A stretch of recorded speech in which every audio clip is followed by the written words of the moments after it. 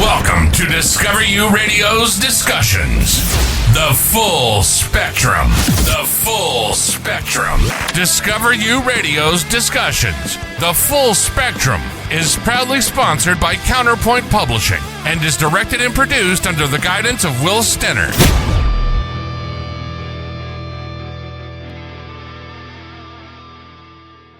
Chapter 4, The Couple Scam. This is where a husband and wife team up to try to cheat the bill. She drops off in the morning, he picks up in the evening. Your Guide to Customer Service by Brendan Eagle addresses this issue. You can find it on Amazon and Kindle. The Brief.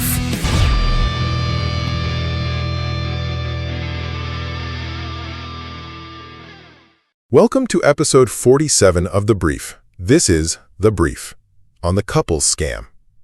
Brandon Eagle's book, Your Guide to Customer Service, exposes a choreographed bait-and-switch manipulation at the service desk, showing us exactly why airtight documentation is our only defense against bad faith customers. First, the setup and the psychology. It's kind of like a game of good cop, broke cop. Ever had a customer claim their spouse was misled? Watch for the red flags. Spouse A drops off the car playing naive, acting super rushed to avoid signatures. Later, spouse B rolls in right near closing time playing the enforcer, weaponizing guilt on fresh faces. They rely on three beliefs. Playing clueless creates a loophole, faking outrage scores a discount, and getting loud makes people fold. Second, the rules of engagement. So how do we stop this emotional leverage right in its tracks? Well, remember, one estimate means one responsible adult. You just can't outsource accountability to a spouse later. Signatures are actual commitments, not just decorations. And honestly, guilt is not a form of payment. We're advisors, not marital buffers for household budget drama. Finally, the armor. Process beats theatrics. To enforce those boundaries, you need physical proof. Circle every estimate, explain line items clearly, and get signatures in all the right spots. Verify their contact info, document exactly who approved any add-ons, and review that out-the-door cost allowed. When you build an unshakable paper trail, you don't owe scammers a refund. You just owe yourself confidence. Stay tuned as Robert Simmons and Rita Fox go into a deep dive with Chapter 4, titled The Couple Scam, from Brandon Eagle's book, Your Guide to Customer Service, the Mirror Edition. Chapter 4, The Couple Scam. This is where a husband and wife team up to try to cheat the bill. She drops off in the morning, he picks up in the evening. Your Guide to Customer Service by Brandon Eagle addresses this issue. You can find it on Amazon and Kindle. Stay tuned as Robert Simmons and Rita Fox go into a deep dive.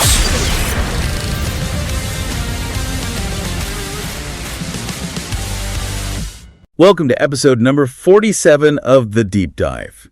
Today we are going to get into Chapter 4, The Couple Scam, from Brandon Eagle's book titled Your Guide to Customer Service, the Mirror Edition. I am really looking forward to unpacking this one today. It's pretty wild stuff. Yeah, it really is.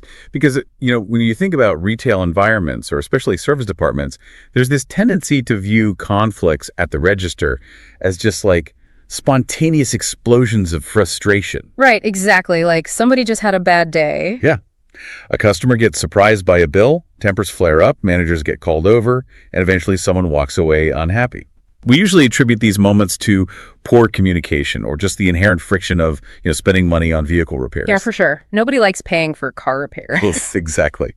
But Brandon Eagle's text asks us to look at a very specific type of interaction through an entirely different lens. We're exploring a highly coordinated manipulation tactic. Right, what he terms the couples scam. Or I think it's sometimes called the partner swap in the industry. Yeah, the partner swap. And the whole premise here is that what looks like a sudden, chaotic miscommunication is actually a rehearsed, calculated choreography. Which is just fascinating. And, we really want to speak directly to you today, regardless of which side of the counter you usually stand on. Right. If you're a service industry professional, the goal for you in this deep dive is to help you protect your professional integrity. Right?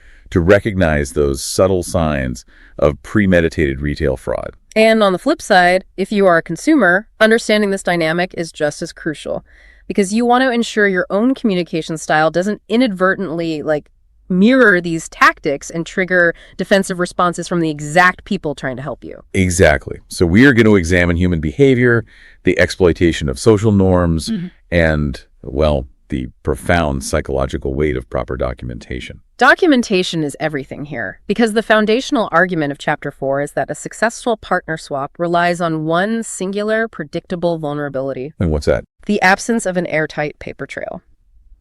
The scammers operate on the assumption that service advisors are, usually rushed, eager to please, and heavily reliant on verbal agreements. Oh, wow. So they just exploit the busy environment. Completely. This entire good cop, broke cop routine is a performance designed to exploit that specific gap between what was said and what can actually be proven on paper. That is, the fascinating part of this dynamic is that the trap isn't even sprung at the register. The confrontation at the end of the day is really just the final act. Yeah, the success of the scam is entirely dependent on the quiet, seemingly innocent interactions that happen hours earlier. Which totally shifts the entire paradigm of how we have to view a transaction.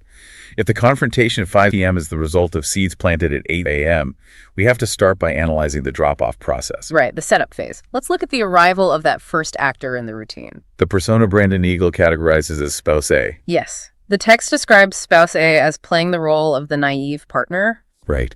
They walk through the doors, presenting this aura of helplessness, armed with, vague questions and a deliberate strategy to just avoid making any firm commitments. And the psychology behind spouse A's performance is deeply manipulative because it weaponizes the natural empathy of the service advisor. Oh, that makes so much sense because most people who work in customer service really do have an inherent desire to be helpful. Exactly. When someone approaches the counter-projecting confusion or maybe a lack of expertise, the advisor's instinct is to guide them, to reassure them and simplify the whole process. So spouse A exploits that instinct by establishing a baseline of assumed incompetence. Yep. They are intentionally projecting the message of, I don't know what I'm doing, so you are going to have to just take the wheel here. And the text provides a very specific set of behavioral red flags that an advisor needs to watch for during this initial interaction. The first one listed is polite nodding while pretending not to understand the estimate. Which is tricky, right? Because we are so conditioned in our daily social interactions to view a nod and a smile as a confirmation of understanding. Right. If I am explaining something to you, right, and you are nodding, my brain just registers that we are communicating successfully. But Eagle warns that in this specific context, that agreeable blankness is a trap. It is an intentional information void. An information void. I like that phrase. Yeah, because they aren't asking clarifying questions, which is what a genuinely confused person actually does. Right, like a genuine customer who doesn't understand, say, a serpentine belt replacement, they will stop you and ask, hey, what does that belt actually do? Or is it dangerous if I don't fix it right now? Exactly. But spouse A doesn't ask those questions. They just smile, nod politely, and let the advisor keep talking. And that creates a false sense of security for the advisor. 100%. The advisor assumes the lack of pushback means the customer is fully on board. But in reality, spouse A is purposefully refusing to engage cognitively with the information. That way, they can later claim they were completely overwhelmed and uninformed. Okay, let's unpack this further, because it honestly feels like a magician's misdirection. Then there is the introduction of artificial urgency, right? Oh yeah, the manufactured rush. They create distractions to derail the standard intake process. They act rushed to bypass the physical act of signing paperwork. I can picture this perfectly. They're checking their watch, looking at their phone, maybe pointing out that they left the car running in the fire lane. Yep, they're generating a chaotic energy specifically to break the advisor's routine. And they use very specific deflective phrasing from the text. Quotes like, I trust you guys, just do what needs to be done. Or, I don't really know cars, my husband handles all that. And perhaps the most dangerous one of all, can you just call me when it's ready? Oh, wow. Yeah, we have to analyze the subtext of those phrases, because they are brilliantly crafted to sound complimentary while actually transferring liability. That's the core of it. When a customer says, I trust you guys, just do what needs to be done, it strokes the advisor's ego.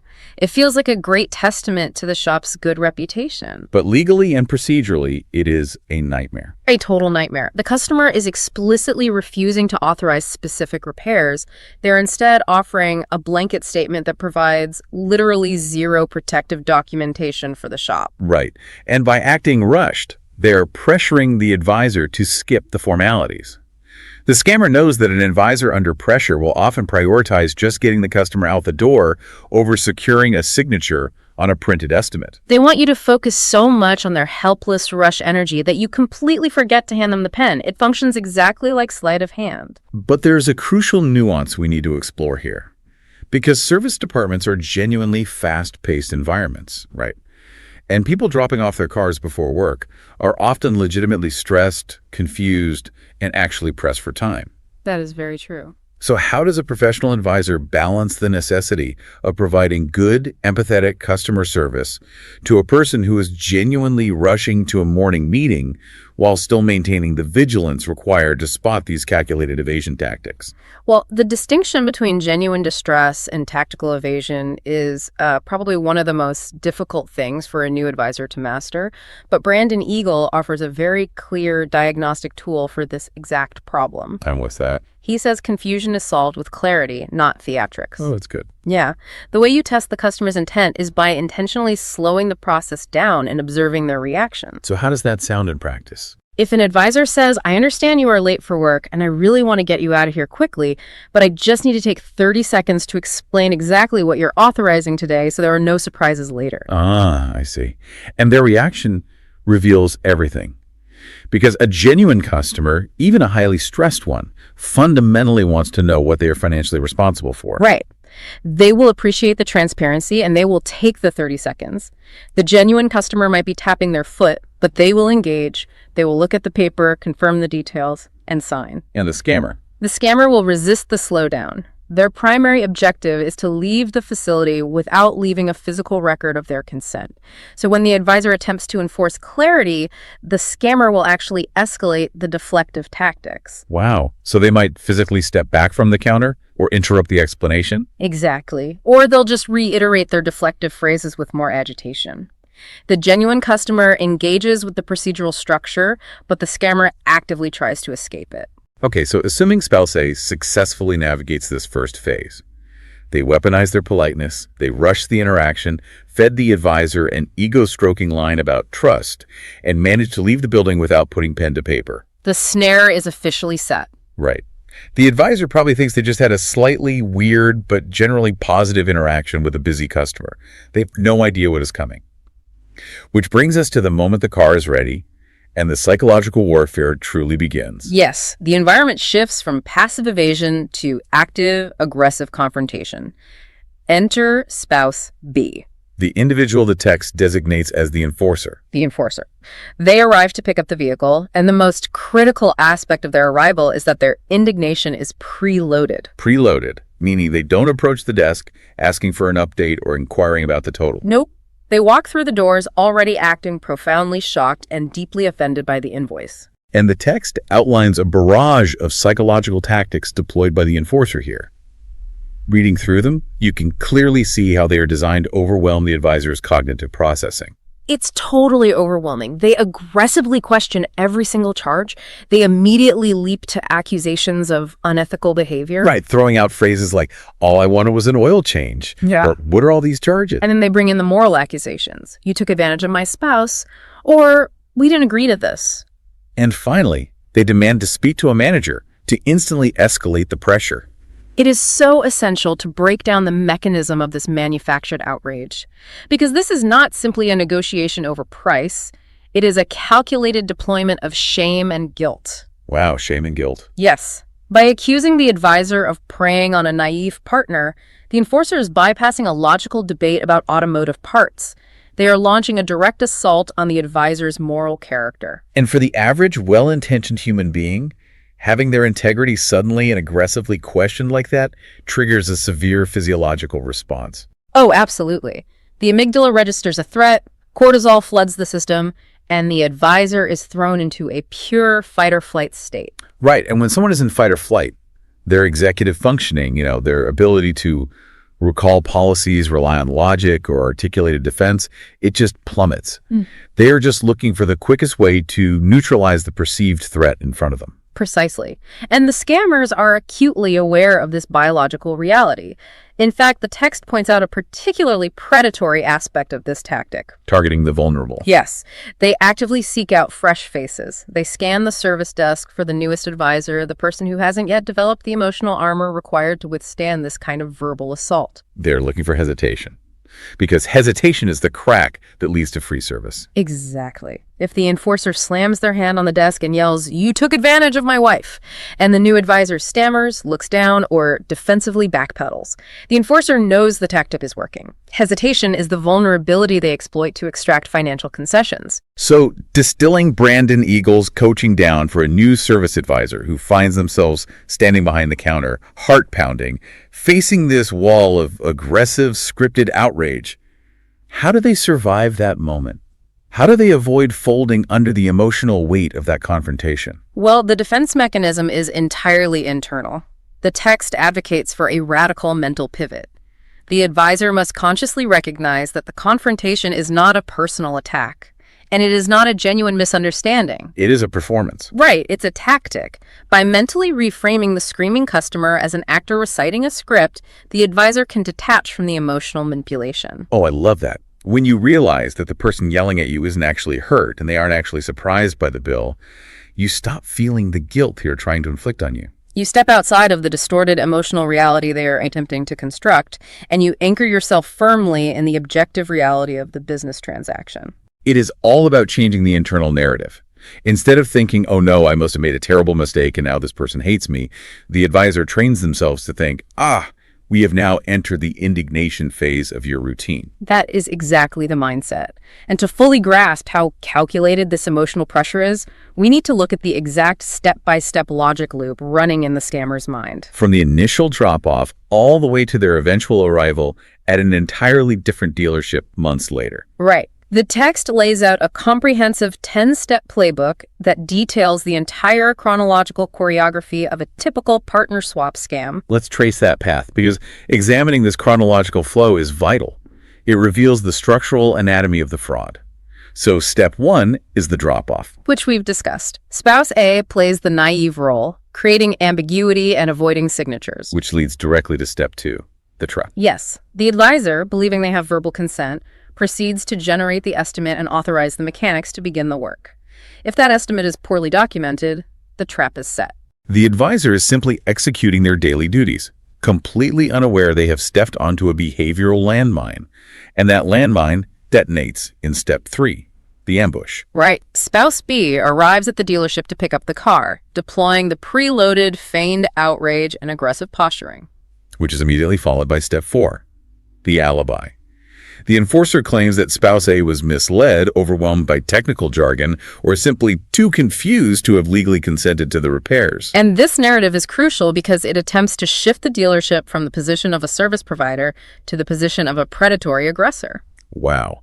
Once that narrative is established, they move to step 5, the demand. Having framed the dealership as unethical, the enforcer demands a significant discount or a total refund. And notice how the demand is frequently couched in moral terms. They will push for a refund on principle. On principle. Right. It's rarely framed as an inability to afford the repair, but as a righteous stand against a corrupt business practice.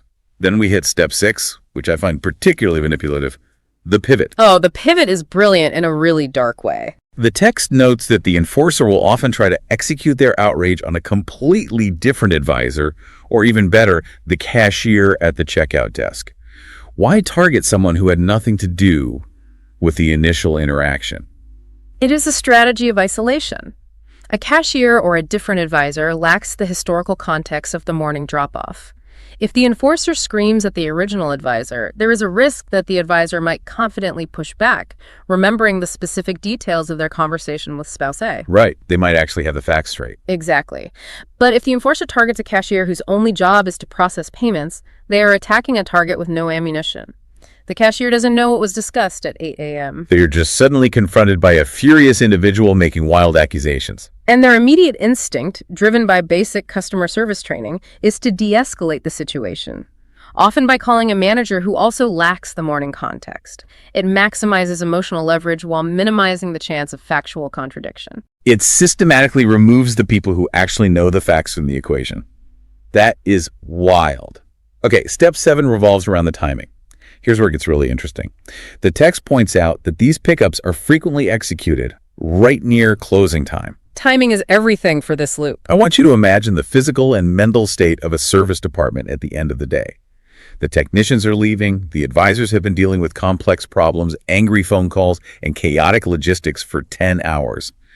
How does the sheer grinding fatigue of a service department at closing time make this 10-step loop exponentially more effective? Well, it capitalizes on a well-documented psychological phenomenon known as decision fatigue. Throughout a 10-hour shift, an advisor and a manager make hundreds of micro-decisions. Right, negotiating prices, scheduling logistics, managing time. And every single one of those decisions depletes their cognitive reserves. By the time 5 p.m. rolls around, the prefrontal cortex, the part of the brain responsible for complex reasoning and impulse control, is just exhausted. So when a high-conflict situation suddenly erupts 5 minutes before the doors lock, the brain instinctively seeks the path of least resistance. Exactly. And the path of least resistance is just giving them what they want so everyone can go home. At 9 a.m., a manager has the energy to stand their ground. At 6 p.m., the overwhelming desire is simply to remove the source of the conflict and lock the doors. That is an incredibly cynical understanding of human endurance. Okay, so once they secure that discount, we enter step 8. The reset. Right. When the vehicle inevitably needs service again in the future, the couple engages in advisor shopping. They actively avoid dealing with any advisor who witnessed their previous pattern. And making sure they always present themselves to someone who isn't aware of their history. Yeah. Which ties into step 9, the validation. Yes. Treating any discount scored, even if they only get $50 knocked off a $1,000 bill, as absolute proof the tactic works. And that validation propels them into the final step, step 10. The tour, taking their rehearsed script down the road to the next unprepared dealership. And the cycle begins anew. It is crucial to examine why this loop is so insidious and how the individuals involved mentally justify their behavior. The architecture of this scam is designed to completely insulate the couple from accountability. It provides them with a psychological buffer against their own actions. It really does. They construct a reality where nothing is ever their fault. They can blame the naive spouse for being uninformed. They can blame the aggressive spouse for having a bad temper. Or they blame the advisor for being deceptive or the paperwork for being overly complex. Right. By constantly shifting the locus of blame outward, they never have to take accountability for their own purchasing decisions. They experience a profound cognitive dissonance where they reframe manipulation as intelligence. In their internal narrative, they aren't fraudsters. They are savvy consumers outsmarting a rigged system. They literally confuse manipulation with cleverness. But because this entire logic loop relies entirely on exploiting a lack of hard evidence in the final moments of the day, the only way to break the loop is to build an impenetrable wall of proof from minute 1. Which transitions our focus to the armor of documentation. Yes. Brandon Eagle introduces a core philosophy here. Documentation beats performance, process beats theatrics, signatures beat stories. An advisor must internalize this principle. When an advisor hears a customer at the desk yell, "My spouse didn't agree to this," the advisor must mentally translate that statement. How so? Because the customer is not stating a fact about consent. What they are actually saying is, "We didn't expect you to have proof." Wow. We didn't expect you to have proof. That is chilling. It completely strips away the emotional facade. So to ensure the advisor always has that proof, the text details a comprehensive, bulleted checklist of essential documentation steps to prevent the partner swap scam. And doing these things isn't just bureaucratic busywork. As the book says, it's the advisor's shield. Let's walk through this specific checklist because it's vital to understand why each step shuts down a specific avenue of the scammer's argument. The very first step on the list is circle every estimate. Right. At first glance, taking a pen and circling a number seems like a trivial action. However, the psychology of visual anchoring is profound. Okay, visual anchoring. Yes. When an advisor physically draws a circle around the final total while the customer is looking at the paper, they are forcefully directing the customer's visual focus to the bottom line. It creates a shared moment of attention. So later, when the enforcer tries to claim that their spouse was unaware of the total cost or that the shop hid the fees, that circle prevents claims of hidden fees. Exactly. It serves as physical evidence of focused transparency. It is very difficult to argue you didn't see the price when it is the only thing on the page enclosed in a bold circle of ink. The next step is explain each line item. This step removes the excuse of confusing jargon. Scammers rely on claiming they were blinded by technical terminology. By taking the time to explain each item in accessible language, the advisor removes the ambiguity. It transforms the interaction from a blind nod into an informed consensus. Then we arrive at the most critical mechanical step, Get signatures in the correct spots. A signature is the physical manifestation of consent. It transforms the paper into a binding commitment. Scammers will do everything in their power to avoid providing that signature because they know it is the ultimate kryptonite to their routine. But the text notes that the physical signature isn't enough on its own. The next step is confirm verbal understanding. Right, because the physical act of signing can sometimes become a mindless reflex. To fortify the signature, the advisor must elicit verbal confirmation. Asking a direct question like, "Does everything we've discussed make sense?" ensures cognitive agreement. It proves the customer was conscious, engaged, and actively participating. The checklist then moves into communication logistics. Verify exact contact info. This is so important. The text is exceptionally granular here. It demands the advisor verify which specific phone number to use, which email address, whether the customer prefers texts or calls, and crucially, who exactly to call if there are multiple names on the account. This level of detail anticipates and neutralizes the communication gap alibi. Like when the enforcer yells, "You called my wife's cell, but you know she works in a hospital and can't answer." Exactly. By explicitly documenting the exact channel, method, and target of communication during the morning drop-off, the advisor preempts these claims. Which connects directly to the next requirement. Document all approvals, name, date, time, and method, like number or email, for any additional recommendations. Right. When the advisor calls to get authorization for a new set of rotors, they cannot rely on memory. If the enforcer arrives at 5 p.m. and screams, "We only authorize an oil change," the advisor needs to point to a note stating, "Spouse A approved rotors via text message at 10:14 a.m. on the primary cell number." The specificity causes the manufactured outrage to just collapse. The next step focuses on what the customer didn't do. Clearly note declined services on the repair order, or RO, including who declined them. Why is documenting a refusal just as important? Because documenting a declined service establishes the customer's active agency. If a customer is presented with 3 recommendations, authorizes one, and explicitly declines the other 2, it proves they were carefully evaluating their options. They were not simply nodding blindly. It builds a record showing the customer knew where the breaks were in the conversation. Next is, review total estimated cost and taxes out loud and confirm understanding. This step addresses the common tactic of feigning shock over the out-the-door price, like shop supplies or taxes. By reading the absolute final number out loud, the advisor ensures the auditory processing of the cost matches the visual processing of the circled estimate. And the final piece of armor. Provide a printed or digital copy of the work order and confirm receipt. Providing a copy removes the ability for the customer to claim the shop operated in secrecy or hid the paperwork. Looking at this entire list, if these steps are followed, the customer's outrage is instantly downgraded from a crisis to a work of fiction. But knowing the steps is one thing, deploying them in the heat of an emotional confrontation is another. It really is. The transition from theory to practice is where many advisors stumble. So let's practice what this actually sounds like at the service counter. We have 2 scenarios here. Scenario 1 is countering the swap with documentation. Okay, let's do it. I'll act as the indignant spouse, be the enforcer. I arrive at the desk, slam my hand down, and yell, "My wife never agreed to this. You took advantage of her lack of knowledge." How do you, as the prepared advisor, respond? First, my response must be completely devoid of defensiveness. If I say, "I did not take advantage of your wife," I've lost the psychological high ground. Instead, I remain perfectly calm and validate the feeling, not the accusation. I say, "I completely understand your concern. Managing unexpected vehicle expenses is stressful." You validate the stress, but not the claim. Right. Then I pull out the RO, point directly to the documentation, and say, "Let's look at the estimate together. Here's where I explain the line items to your wife at 9 a.m., and right here is her signature authorizing the work after we reviewed the total out loud." Wow. We dissect this dialogue, and it's devastating to the scammer strategy.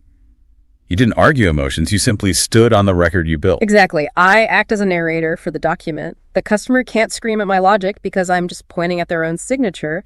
You cannot intimidate ink on a page. Let's look at scenario 2. Neutralizing manufactured outrage. This focuses on de-escalation for new advisors when the spouse drags their personal relationship dynamics onto the service drive. Like, if I yell, "This is unethical, we didn't budget for this," she had no right to authorize $1,000 without calling me. This is where the advisor must refuse to be the marital buffer. The advisor's job is not to join the customer's household budget drama, so I would calmly reply, I understand managing car expenses can be stressful. Everything performed today was explicitly authorized and signed for at drop-off to ensure there were no surprises. How would you like to handle the payment? That is brilliant. You acknowledge the budget stress, but politely anchor the conversation back to the mutual agreement. And finishing with, how would you like to handle the payment? Just refuses to indulge the drama. It signals, I hear you are upset with your partner, but that is not a topic we're going to debate here. Are we using cash or a card? But while the advisor is the frontline defense, they can't fight this battle alone. The entire dealership ecosystem plays a role in defeating this scam. Yes. The advisor's ability to stand firm is entirely dependent on the management behind them. The text delves into Rule 8 from the Service Desk Etiquette.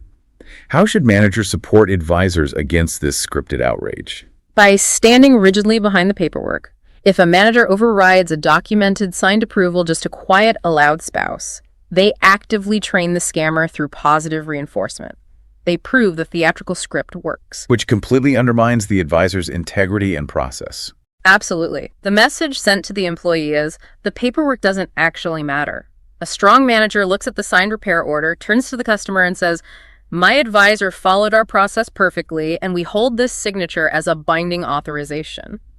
Okay, I want to pivot the perspective to the listener for a moment. What if you are the customer, you genuinely don't know cars, and you want to ensure the service department doesn't flag you as a scammer? How do you avoid the scammer label? Drawing on Rules 4 and 9 from the text, the fundamental advice is transparent, upfront communication. If you don't understand, say so immediately. Ask the advisor to slow down. Or call your spouse on speakerphone right at the write-up desk. Exactly. Genuine confusion is solved with upfront clarity. Furthermore, if a real mistake or misquote happens, handle it like an adult with a calm review of the RO rather than staging a scene at checkout. It's the difference between solving a problem and exploiting a situation. To synthesize all this, let's summarize the chapter's Service Desk Etiquette into 3 essential golden rules for maintaining professional integrity during service conflicts. Rule number 1. Signatures are commitments, not decorations. Consent is established at write-up, not debated at checkout. Rule number 2. Advisors are not your marital buffer. Household communication issues are not service department problems. And rule number 3. Integrity is a two-way street. Customers rightly expect fairness from the shop, but must own their part of the agreement instead of staging a scene. Let me play devil's advocate for a second here. So, what does this all mean? Are we saying the customer is always wrong? Not at all. It is vital to clarify that Brandon Eagle's text isn't a political or moral judgment of all customers. It does not argue the customer is always wrong. Right, because predatory shops do exist. They absolutely do. This text is an objective analysis of a specific rehearsed retail fraud tactic. It's about separating real customer service like helping genuinely confuse people from yielding to bad faith manipulation. It's building a filter that catches bad faith manipulation while protecting honest consumers. Well, this has been an incredible analysis. It really has. And as we wrap up, I want to leave you with the book's haunting closing quote. It perfectly encapsulates everything we've unpacked. Eagle writes, when a signature is treated as a suggestion, truth becomes whatever is most convenient to remember. Wow. Truth becomes whatever is most convenient to remember. I challenge you, the listener, to examine your own professional or personal lives. Where are you relying on memory and good faith when you should be relying on documentation? Are you leaving room for fiction in your own agreements? Do not let your truth be subject to convenience. Do the work to make it undeniable. Coming up is Dakota Freeman and Lauren Miller as they debate. Chapter 4, titled The Couple Scam. Chapter 4, The Couple Scam. This is where a husband and wife team up to try to cheat the bill. She drops off in the morning, he picks up in the evening. Your Guide to Customer Service by Brandon Eagle addresses this issue. You can find it on Amazon and Kindle. Stay tuned for Dakota Freeman and Lauren Miller as they get into an intense debate regarding the subject matter as they give 2 separate opinions.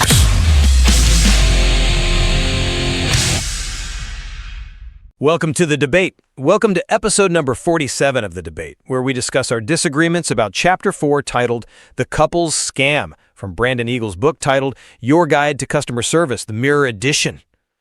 Glad to be here, as always. So let's just jump right in. Imagine you are, say, a 22-year-old service advisor.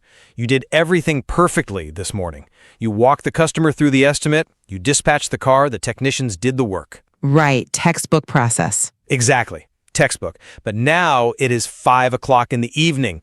The service drive is completely packed, and a spouse, someone who wasn't even there at drop-off, is screaming at you across the counter. Oh yeah, we've all seen it. They are demanding a manager, demanding a massive discount, claiming you manipulated their partner. So today we are dissecting a transactional landscape that is intentionally muddied by what Brandon Eagle calls weaponized psychology. Weaponized psychology, right? Yeah. We are looking at a rehearsed choreography designed to basically extract free service and the extreme defensive measures businesses are taking to stop it. And I'll be arguing that Eagle's strict documentation framework is absolute essential armor against this. And I will be taking the opposite stance, arguing that treating every customer interaction like a hostile legal deposition just violates fundamental trust. It assumes bad faith from the jump. Well, let's look at the reality of it first. It is the absolute definition of diagnostic muddy waters when it comes to human intent. It really is. I mean, you are trying to read a customer's mind while simultaneously fixing their transmission. The premise here is the classic good cop, broke cop routine, right? Played out at a dealership cash register. Spouse A drops off the vehicle, playing the completely naive partner. They arrive with wide eyes, they ask these super vague questions, they pretend not to understand the mechanical jargon, and they just try their hardest to leave the drive without committing to a firm number. Because ambiguity is the goal. Exactly. Then, when the work is actually completed, spouse B, the enforcer, arrives for pickup. And they walk in with indignation already chambered and ready to fire. They act shocked by the total, question every single diagnostic fee, and immediately escalate the situation. And the genius of that manipulation, I mean, if you can even call it genius, is that it targets the seam between two people. The scammer's entire logic loop relies entirely on ambiguity. Right. If they can blame their spouse's lack of understanding or, blame the advisor for being unclear, they never have to take accountability for the actual work they authorized. So Eagle argues that the only way to combat this calculated theft is through a highly surgical documentation framework. Surgical, sure. It has to be. The service advisor must circle every single estimate on the repair order. They must explain every line item out loud. They have to physically get signatures on the authorization lines and verify the exact contact methods for that day. Which is just exhausting. It is an unapologetically rigid system. I'll give you that. But it acts as essential armor. Without that paper trail, the frontline staff is left completely exposed to, emotional terrorism. Okay, but the problem is that armor is incredibly heavy. And you are forcing your customers to wear it too. How so? Well, if we look at this from the perspective of a genuine customer who walks into a business expecting hospitality, they are instead met with this massive defensive fortress. But it's just standard procedure. It doesn't feel standard to them. Treating every single customer interaction like a hostile legal deposition completely shatters the fundamental trust a service business relies upon. I think shatters is a bit strong. I don't think it is. When you demand signatures, initials, verbal confirmations for every minor step, essentially treating the person across the counter as a latent criminal trying to scam you, you are assuming bad faith. You are punishing the vast majority of honest couples who simply, divide their household chores. You are focusing heavily on the friction of the process. But look at the alternative for the people actually manning the counter. We have to analyze these techniques specifically for the new service advisors. Okay, fair point. Let's look at the rookies. The text points out a rather dark reality here. These scammers intentionally target fresh faces on the service drive. They do. They can smell fear. Exactly. They know a 22-year-old rookie lacks the reps to handle a high-pressure, emotionally charged confrontation. When confronted with an angry spouse yelling about ethics and, threatening to call the Better Business Bureau, a rookie hesitates. Sure. And that hesitation is the exact crack the scammer is looking for. So the surgical checklist isn't about being legally vindictive. It is about giving a vulnerable employee an anchor. An anchor. Yes. The rookie doesn't need to rely on their debate skills or their emotional regulation to survive the encounter. They just rely on the paper. But does this rigid documentation truly stop the scammer? Or does it just escalate their performance? What do you mean, escalate? Well, if someone is already committed to this theatrical partner swap script, a mountain of paperwork isn't a silver bullet. You are dealing with bad faith actors. Right. They're not going to look at the signature line and say, "Oh, you got me. Here is my credit card." They simply pivot. Hang on, let me finish. They will blame the confusing paperwork. They will say the advisor rushed spouse A because there was a line out the door. They will claim the advisor buried the actual total cost in industry jargon that no layman could understand. But they signed it. Doesn't matter to them. A piece of paper doesn't stop the manipulation. It just forces the scammer to change the angle of their attack. It fundamentally changes the leverage, though. Think of it like a business contract. A contract doesn't physically stop a bad faith partner from attempting to sue you or breach the agreement. That is true. People sue over ironclad contracts every single day. By forcing the issue at write-up, by providing a printed or digital copy, circling the total, and making them physically sign it, you remove the oxygen of deniability. You remove the plausible deniability, sure. Yes. The scammer might pivot and claim they were rushed, but the advisor has the physical proof of consent. True trust in business isn't built on vague verbal agreements. It is built on transparent, mutual accountability. Okay, but at what cost to your customer satisfaction index? Dealerships live and die by their CSI scores. That is a whole other debate, honestly. But it's relevant. Manufacturers tie massive bonuses and vehicle allocations to these surveys. When you mandate this 10-point interrogation, which email is best, which number is best for texts, sign here, initial here, let me read the total estimated cost out loud to you. Please confirm you understand. You are creating immense friction. It takes 2 extra minutes. 2 minutes feels like an eternity to a busy parent just trying to drop off a minivan before the school run. They just want to hand over the keys and get to work. Exhausting them with paperwork makes them feel like a liability, not a valued guest. I just completely disagree that clarity is exhausting. You are optimizing your entire business process for the worst 5% of your clientele. Friction at drop-off prevents explosions at pickup. That's just a fact. But, let's actually test how this plays out in the real world. Let's do it. Let's step out of the theory and put ourselves right behind the counter at 5 o'clock. You put yourself in the shoes of the enforcer spouse arriving to pick up the car. You walk up to the cashier, you see the bill, and the performance begins. Right. Okay, so I walk in, I look at the invoice, and I immediately raise my voice. Excuse me, what is this total? All I wanted was an oil change. Wow. Right into it. Yep. What are all these diagnostic fees and cabin filter charges? You completely took advantage of my spouse this morning. They don't know anything about cars, and we absolutely did not agree to pay $1,000. And as the advisor, I don't raise my voice. I don't get defensive. I simply pull the repair order across the counter and I say, I understand you're surprised by the total. But as you can see right here, we circled the estimate for the filters and the diagnostic work at 8 a.m. See, now you're just pointing at paper. Let me finish my script. We explained each of these line items before we touched the vehicle, and your spouse signed directly on the authorization line right here, confirming the work. Okay, let's freeze that moment and unpack it. Because as the customer in that scenario, even if I am running a scam, but especially if I am genuinely confused, having that signature shoved in my face feels incredibly combative. Shoved in your face? It's just a presentation of facts. But Eagle argues in Rule 6 that advisors shouldn't act as a marital buffer.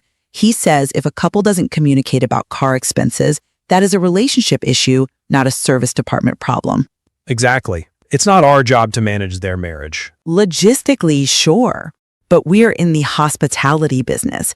Telling a customer even implicitly that their marital communication is the problem, that is a guaranteed way to ensure that family never services a vehicle with you again. It feels like you are policing their marriage rather than fixing their car. You are interpreting accountability as combative, and I just don't understand that.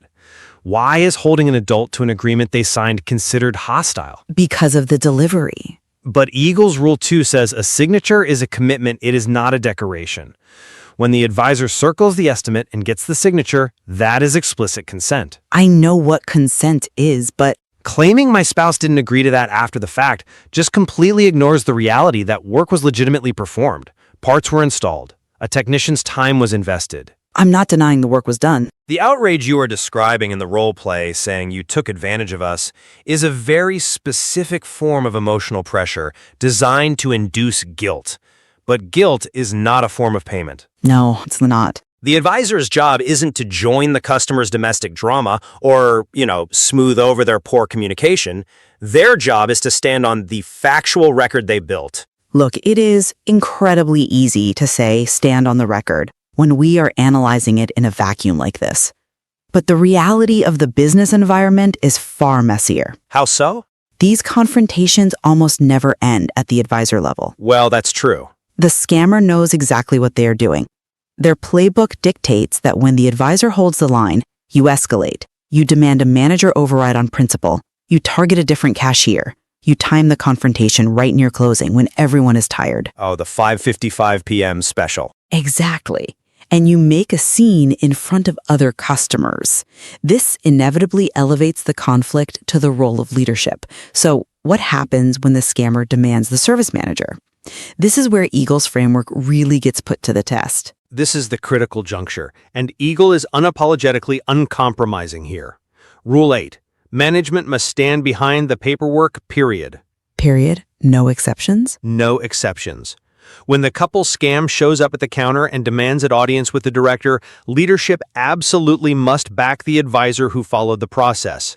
If the advisor did the hard work of securing the signatures and explaining the estimates, the manager cannot walk out there and fold just to make the yelling stop. But evaluate the financial and relational reality of that decision for a second.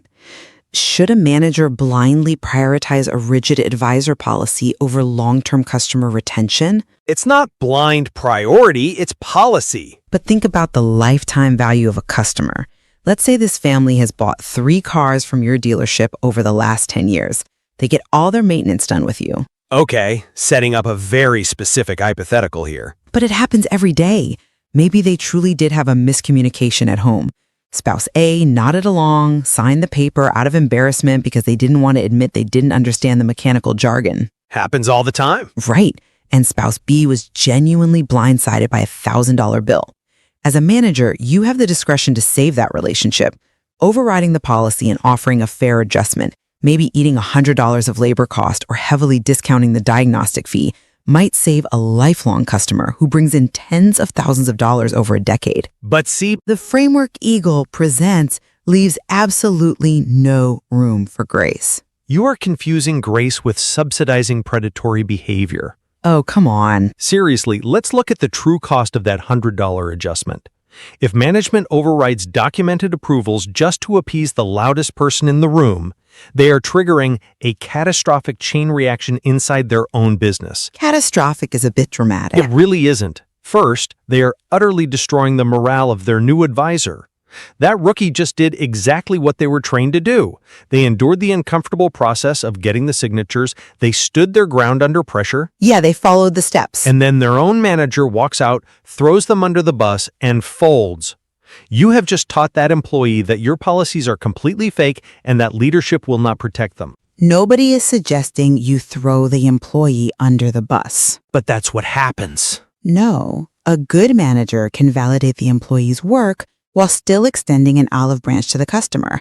You pull the customer aside, explain that the advisor followed protocol perfectly, but as a gesture of goodwill for their loyalty, you are making a one-time adjustment. The scammer doesn't care about your nuance. They really don't. They only care about the result. And the result is that you just explicitly trained them that their theatrical script works. You think they're taking notes? Absolutely. If they score a discount once, they internalize it as a proven tactic. You aren't saving a loyal customer, you are subsidizing a predator who will repeat the exact same aggressive performance at their next visit. That assumes a lot about the customer. They will target your staff again because they know the manager will eventually capitulate. The rot that creates in your dealership culture is infinitely more expensive than losing one manipulative customer. But you are operating under the assumption that every single person who complains is a calculating predator. The text does acknowledge that genuine misquotes and mistakes happen. Eagles Rule 9 says if there's a real mistake, fix it like adults. Yes, real mistakes. Right. But my core issue is the diagnostic tool itself. How does a manager sitting in an office differentiate between a genuine marital miscommunication and a calculated good cop, broke cop performance? Well, you look at the Eagle's entire framework is built on assuming the worst intent.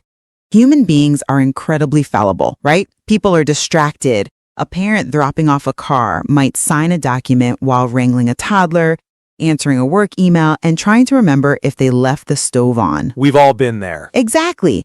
They might legitimately not process that they just authorized a $600 brake job alongside their oil change.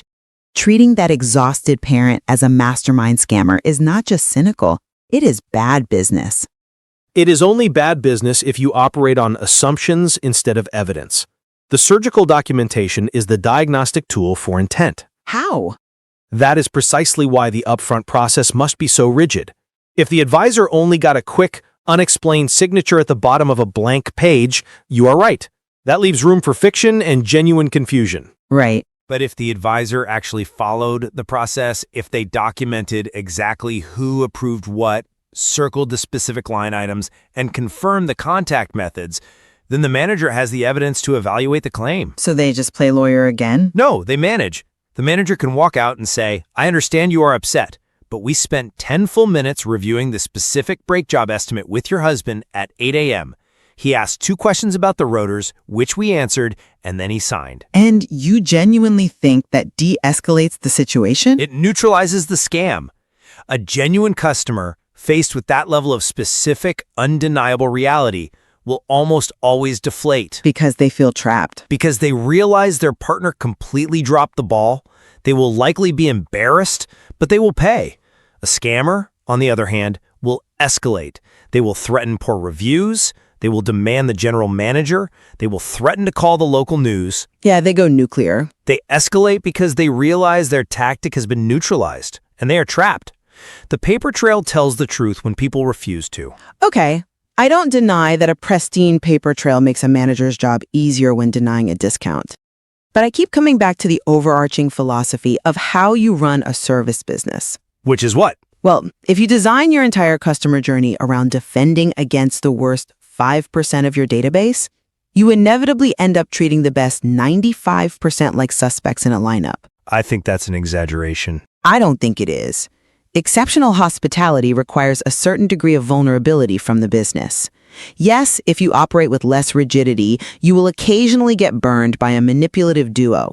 You will lose some money to people acting in bad faith. Which kills margins. But the alternative is building a defensive fortress where every interaction feels deeply transactional and legally guarded. You lose the human element of service, and over a long enough timeline, that erodes the very community trust a local business needs to survive. You cannot build long-term community trust on a foundation of ambiguity and exploited staff. A service department cannot run on emotion or guilt or theatrical outrage. It must run on verifiable truth. Verifiable truth sounds very clinical. But it's necessary. The framework we are discussing provides the only reliable shield for vulnerable employees who are facing intense, calculated manipulation on a daily basis. Right. By circling the estimates, clearly explaining the line items, and treating signatures as binding commitments, the business protects its bottom line. And more importantly, it gives new advisors the psychological confidence to do their jobs effectively. The documentation doesn't destroy trust. It establishes the boundaries where genuine trust can actually exist. And while accountability is undeniably important, the pendulum cannot swing so far that we lose sight of the customer experience. Forcing a highly defensive posture on every single interaction risks turning routine service into combat. It's just clarity. It's combat in artists. Management has an obligation to balance the need for strict policy with the nuance of human relationships. we have to recognize that not every confused or frustrated spouse is running a scam. I agree with that. Sometimes extending the benefit of the doubt, eating a small cost, and preserving the relationship is a true mark of excellent customer service. You just cannot automate empathy. That's very true. You cannot automate empathy. I think, well, the middle ground we are circling around here is that integrity has to be a two-way street. That's Rule 10, actually. Customers expect honesty, clarity, and fairness from the service department when they drop off their vehicle. As they should. And the business has every right to expect the exact same transparency and accountability in return. Clear communication at write-up is the only way to achieve that standard. Right. Whether this rigorous defensive posture is a necessary reality of modern retail or, a cynical overcorrection that damages hospitality is something we will leave you to ponder. Absolutely. There is certainly a lot more to explore on how businesses balance employee protection with customer experience. Definitely. Well, don't forget to tune in to episode number 48, where we get into Chapter 5, The Appointment Star. Until then, see you around. Chapter 5, The Appointment Star. This is the customer who doesn't think that they belong in the line with the other customers. They think that they are very special. Your Guide to Customer Service by Brandon Eagle addresses this issue. You can find it on Amazon and Kindle. Thank you for listening to Discover You Radio's discussions. We'd like to invite you to research was spotlighted on this episode. And if they have a website, join their mailing list. Because listeners like you made it possible. Thank you for your support.